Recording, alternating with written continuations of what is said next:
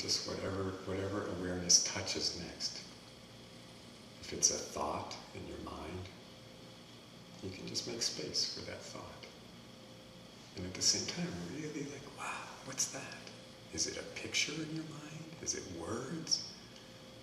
Not just the content of it, but what's the reality of a thought? What happens when you really experience your thoughts? Allowing them completely to be just the way they are, and yet, at the same time, being curious about them.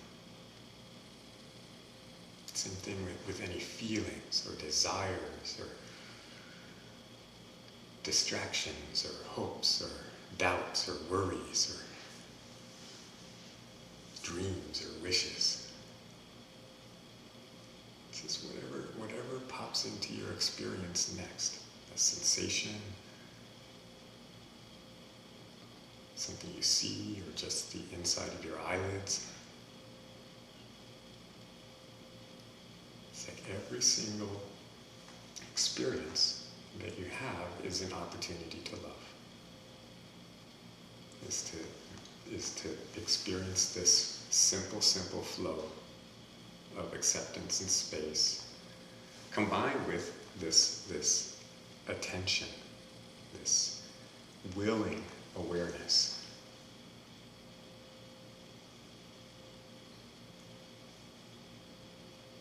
And as you continue to just allow that to touch everything that comes into awareness, helps at first to really kind of slow it down.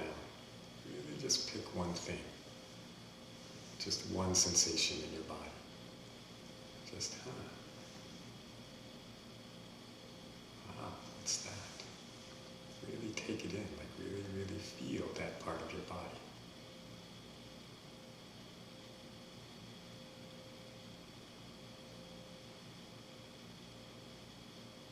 And very simply, this is the way you get filled with love. It really ultimately has nothing to do with what comes from the outside. If there are people, you can be filled with love by loving them, by actually seeing them, by actually experiencing them, by actually letting your awareness touch them completely. It doesn't even matter what they're doing.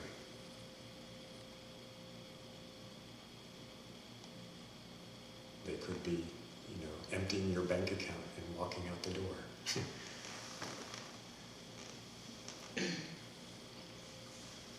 And you can be filled with love.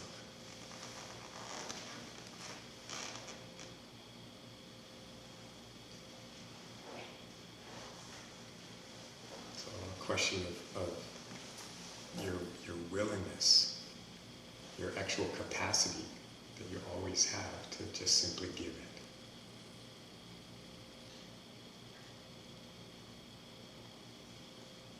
And so, this process of actually picking particular experiences and giving this acceptance, giving this attention to them, in a sense it's a little bit artificial, because it's kind of like a conscious action. It's like you're doing love. It's a wonderful way to play with love. It's a wonderful way to actually discover that there's love here. To discover that that's where you're actually contacted. That's actually where your heart gets filled.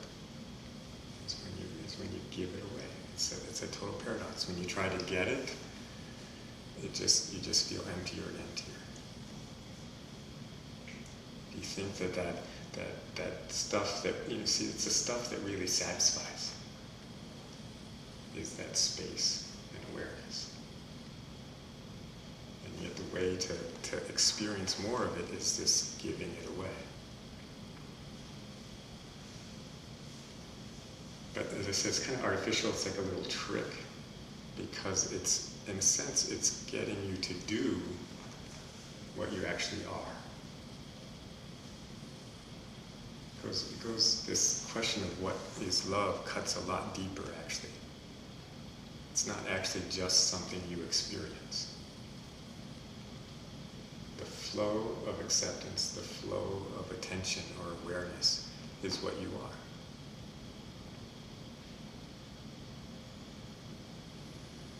That's what you are made of. It's not just what love is made of. It's what's actually here in these words. It's the flow of space and awareness to the words.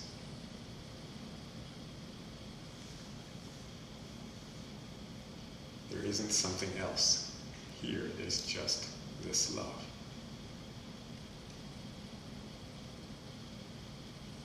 By doing it in this way, by like pumping, kind of pumping it a little bit, pumping it up, pumping it up by giving lots of it to every little thing, especially like I said, if you start with neutral stuff, it's great. You can just, drive down the street and love every lamppost, just love every car that goes by. Just love things for no reason. Right? That's like pumping it up. You get this very full feeling of it. Because there's more of it. There's more of it flowing. The only real point in all that is if it eventually gets you to recognize that that's what you are. That that's actually always here.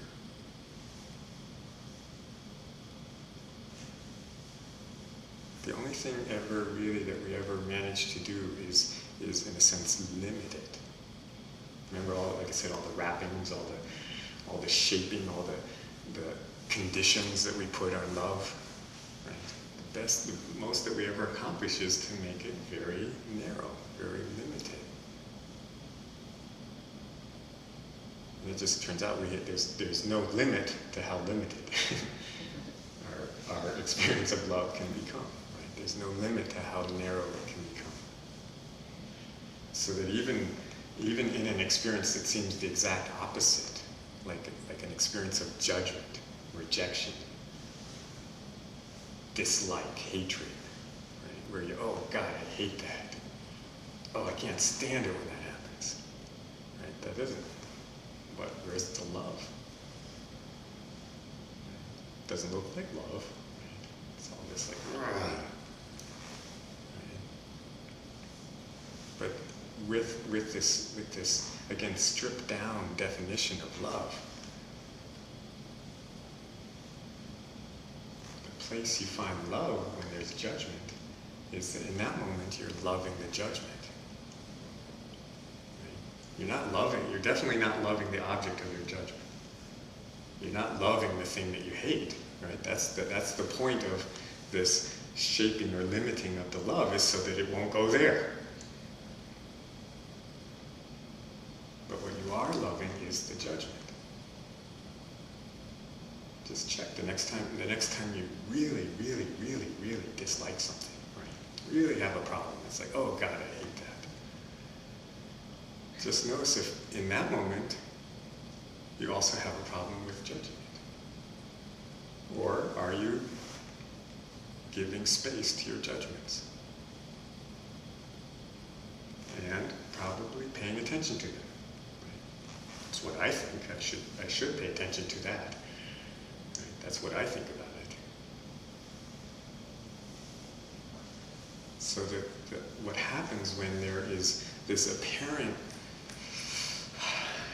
absence of love, or at least restriction in love, is that it's just been directed to something in particular. The most effective way to have a smaller experience of love is by loving your judgments, loving your fears, loving your doubts, loving your thoughts.